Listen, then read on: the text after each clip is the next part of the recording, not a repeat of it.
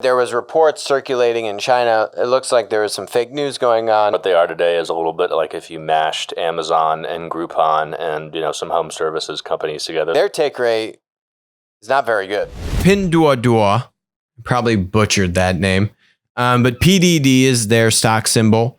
Public platform company, Chinese e-commerce marketplace.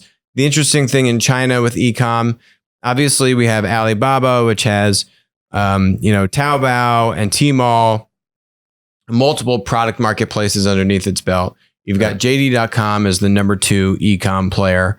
And so Pinduoduo is still the number 3 player.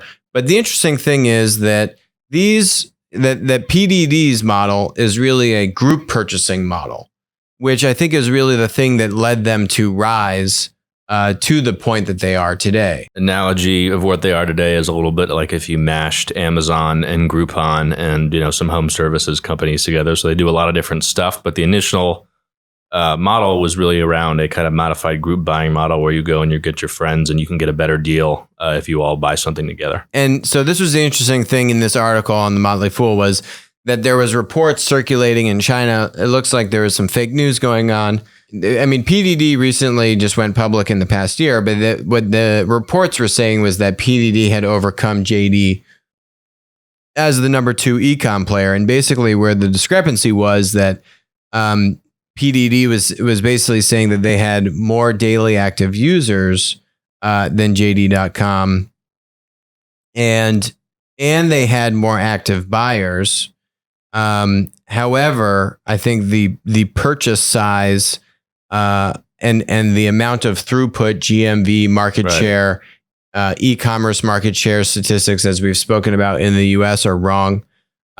Those actually still kept JD.com in the number 2 spot. Definitely unusual to see a marketplace citing daily active users as opposed to GMV as their market share metric. Right. And that's where this deeper dive goes, which is saying that JD had $244 billion in GMV, nearly 4 times the GMV of PDD, which was at $69 billion. And part of that too is that JD also does linear selling. They're kind of a hybrid model like Amazon. So a lot of their revenue is go to first party selling as well, which helps bring that number higher than it would be otherwise. And you see that in the revenue, right? So JD's revenue was $67 billion in revenue, which is, some portion of the take rate on the GMV plus the linear reselling model that you're talking about. And PDD's revenue, which I would imagine, they definitely have with the group buying, group purchasing model. They're definitely going to have a much higher portion of pure 3P third-party seller kind of traditional GMV sales,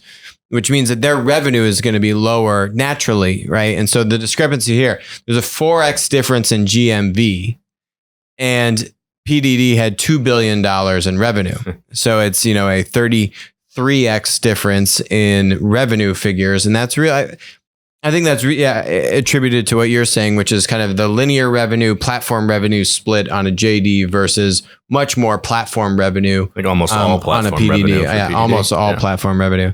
But still, I mean, even if you look at PDD's GMV of $69 billion and they're earning $2 billion in revenue on that, I mean, a 10% take rate is $6 or $7 billion. Yeah. So their take rate is not very good compared to particularly any kind of US comparables by any measure. If you look at an Amazon Amazon probably takes 5 to 15. I would say from some third-party sellers I know, they're saying it's probably 10 to 20, but I'd say actual take rate's probably 5 to 15% on an Amazon. And then you have to account for all the fulfillment and rent and storage fees that Amazon tax on. All in, it's probably close to 15 or 20% net fee that Amazon's taking from its third-party sellers at this point.